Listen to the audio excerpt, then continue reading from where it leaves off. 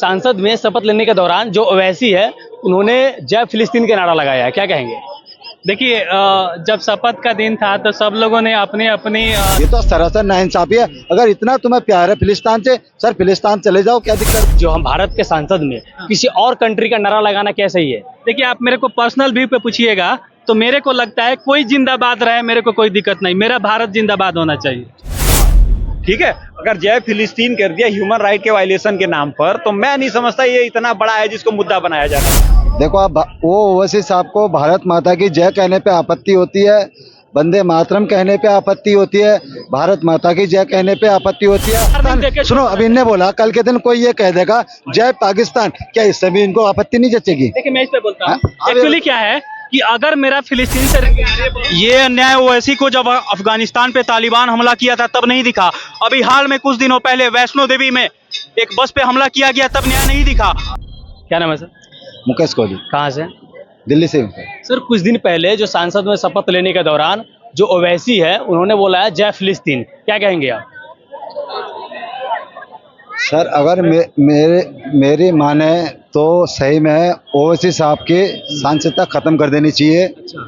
क्योंकि हमारे जो संविधान की तरह दूसरे देश का तुम ऐसे जय कह रहे हो, वो ओवैसी जिसको भारत माता की जय कहने में आपत्ति है, भारत माता की जय कहने पे आपत्ति है, आज फिलिस्तीन की जय कर रहा है, उसको सबसे बड़ी मेरे को लग रहा है ओवैसी को या तो वहाँ से फंडिंग आती है तब उसकी जय करा रहा है, या कोई ये परपटंगा फैलाना चाहता है इसलिए ये जय कर रहा है।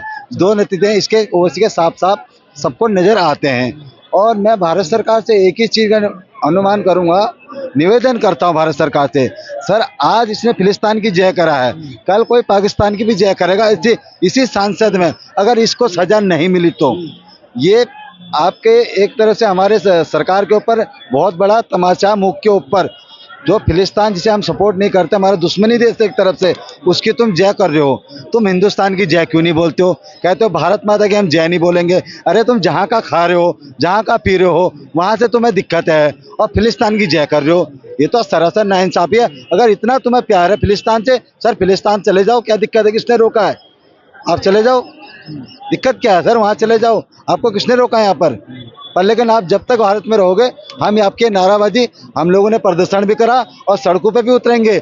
आज नहीं तो 2-4 दिन में सड़कों पे उतरेंगे, जनपद घेरेंगे, राष्ट्रपति भवन घेरेंगे और इसके खिलाफ हम एक पर्व वो चलाएंगे, रैली चलाएंगे। इससे सजा मिलनी चाहिए। ऐसे भाषण हमारे भारत में नहीं चलेंगे।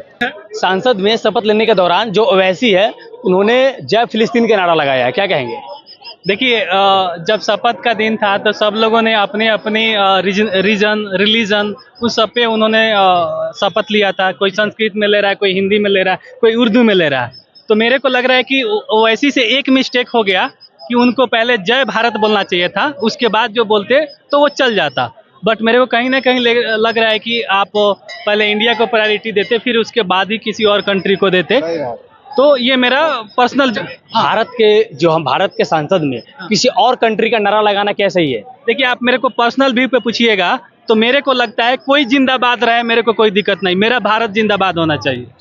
अगर वो भारत के अगेंस्ट में कुछ ऐसा बोलता ना तो मेरे को लगता है उस पर सख्त कार्रवाई होना चाहिए, पर ऐसा कुछ है नहीं। और मेरे को लगता है उनसे एक मिस्टेक जरूर हुई है कि उनको पहले जय भारत बोलने के बाद वो किसी भी कंट्री को बोलते, मेरे को उस पर कोई आपत्ति नहीं है। लेकिन ऐसा अगर बोला गया है तो ये आपत्तिजनक है और यही आपत्ति बाकी लोगों पे भी बनती है, क्योंकि लोगों ने ऐसा स्टार्ट किया तो इंसान फ्लो में बोल देता है।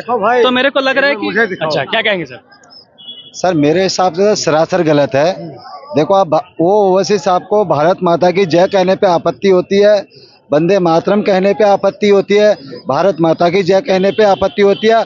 आज वही ओवैसी वो फिलिस्तीन की जय कर रहा है। सबसे बड़ी शर्म की बात यही होती है।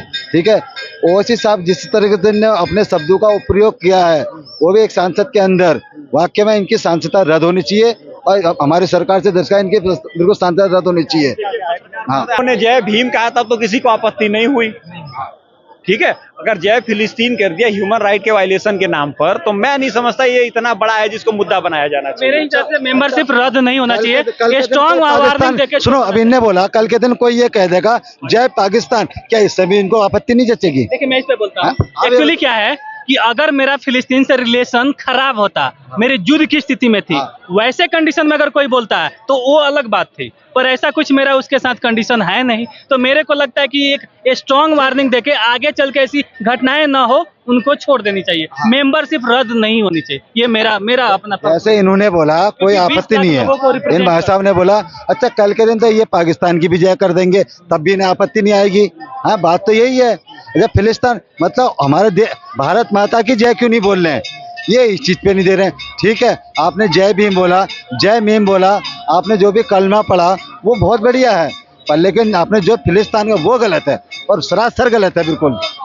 देखिए एक मूवी था जो उन्होंने जय फिलिस्तीन बोला वो गलत है, लेकिन आप कह रहे हैं कि जो जय फिलिस्तीन बोला इतना बड़ा इशू नहीं है। मैं हिस्ट्री बता देता हूँ। देखिए भारत हमेशा फिलिस्तीन के सपोर्ट में रहा है, ये पिछले 70 सालों 75 सालों का ट्रैक रिकॉर्ड रहा है। ठीक है, मोदी जी भी उनके लिए राहत सामग्री भेजने के लिए तैयार हुए, भेजे हैं, काम करते रहे। ठीक है, ये एक सिंपली मैसेजिंग का काम किया है ओवैसी साहब ने कि भैया एक फिलिस्तीन भी मुद्दा है जिसपे भारत सरकार चुप है, पूरी इंटरनेशनल कम्युनिटी चुप है, उसके पीछे बैकबोन आप खाली मुसलमान का मत लीजिए। इसमें अगर इसको मैं दूसरे ढंग से करूं, जो मेरी अपनी थिंकिंग होती है, देखिए ऐसा होता है कि खित्ते का चौधरी जो है, समझते हैं ना चौधरी जो होता है, तो जब गांव में दो लोगों की लड़ाई होती है तो एक पक्ष जब दूसरे पक्ष को मारता है तो दूसरा पक्ष जब नहीं जीत पाता तो कहता भाई तुम मेरी सुलह करा दो, लेकिन अगला पक्ष चूंकि मार रहा है तो वो किसी की सुनता नहीं है। रुक जाइए, सुनता नहीं है तो चौधरी जो होता है वो कहता चलो भाई मेरी भी नहीं सुन रहा है, इनकी भी नहीं सुन रहा है, कम से कम मेरी पूछ तो हो रही है। तो ओवैसी जी के कहने का मतलब है कि इंडिया का इजराइल के साथ बहुत ही बेहतरीन संबंध है, अगर वो इस पे किसी तरीके का वक्तव्य इजराइल के फेवर में या फिलिस्तीन के लिए मांगते हैं राहत सामग्री जाने के लिए, तो हो सकता है इजराइल भारत की बात माने और उनका सपोर्ट करे।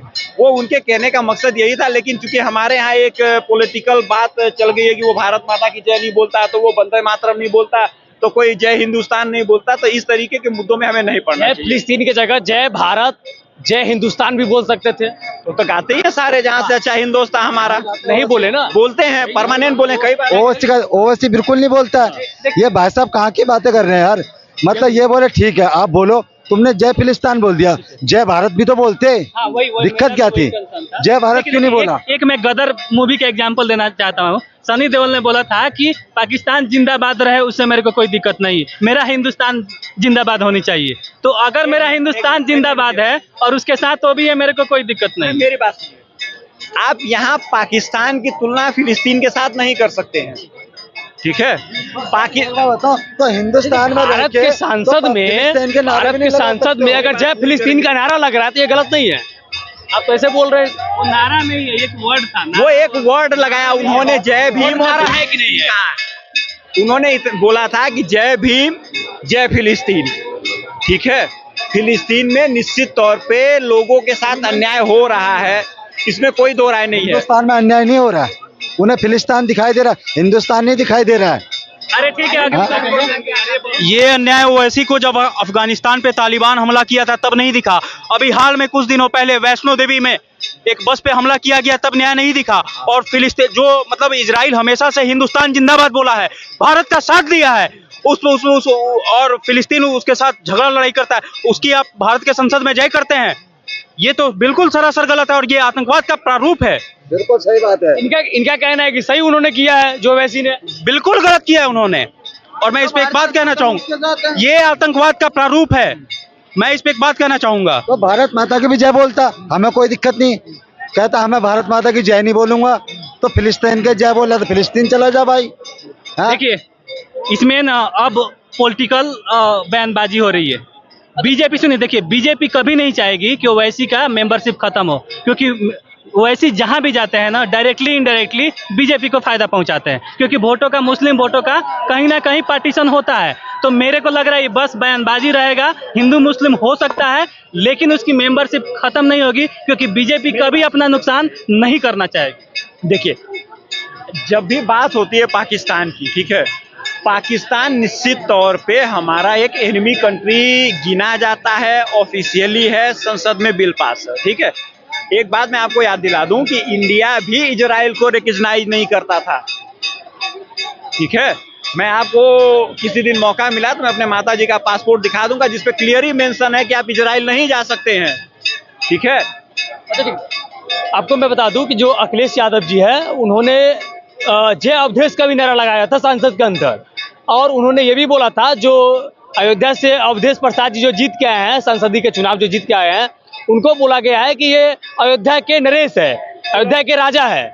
कौन? अखिलेश यादव बोले हैं, जो अवधेश प्रसाद जी उनको बोले कि अयोध्या के राजा अवधेश प्रसाद है। ये वो छोड़ो, उन चीजों को मत बोलो। उनने क्या नारा लगाया, हम राम को मानते हैं, राम को ही मारते रहेंगे। ठीक है। और इनकी तरह नहीं, ये राजा कौन, राजा होता कौन है? ठीक है, वो अपने घर का राजा। सुनो, मैं अपने घर का राजा हूँ, मैं अपने घर में जितने सदस्य पालता हूँ ना, मेरे घर के मुझे राजा मानते हैं। ठीक है। वैसे हर परिवार अपने घर में एक राजा होता है। जैसे देश का राजा मोदी है, वैसे हर परिवार में एक राजा होता है। इतने सालों से कहा गया है अयोध्या के राजा या अयोध्या के नरेश श्री रामचंद्र जी, जो भगवान है, जो हाँ। नहीं, देखिए, अखिलेश यादव की बुद्धि पूरी तरह से भ्रष्ट हो चुकी है। अयोध्या का, हिंदुस्तान का, पूरे विश्व का एक ही राजा है, जो है कि प्रभु श्री राम। आज जनता ने अवधेश कुमार को चुना है और 5 साल बाद लात मार कर भगा देगी, वो हार जाएंगे चुनाव, तब कहाँ के वो राजा होंगे। तो इससे मैं यही कहना चाहूंगा, अखिलेश यादव की बुद्धि पूरी तरह से भ्रष्ट हो चुकी है। अयोध्या के राजा सिर्फ और सिर्फ प्रभु श्री राम है। अच्छा, क्या कहेंगे सर? बिल्कुल सर, जैसे भाई ने बोला, उसकी बुद्धि भ्रष्ट हो गई है। वो अब तक भूखा पड़ा हुआ था, थोड़ा खाने पीने को मिल गया ना, 2-4 सांसद उसके इकट्ठे हो गए। अब उसे सोच रहा है मैं बहुत बड़ा राजा बन गया। उसे ये पता नहीं हर कुत्ते का दिन आता है, समझ रहे हो। अब वो जो कह रहा राजा है, ठीक है भाई, तू राजा मान, तेरे कोई मना नहीं कर रहा है। वो अखिलेश का राजा मानते हैं, वो हम भी मानते हैं, पर लेकिन हमारा जो देश मानेगा वो राम को मानेगा।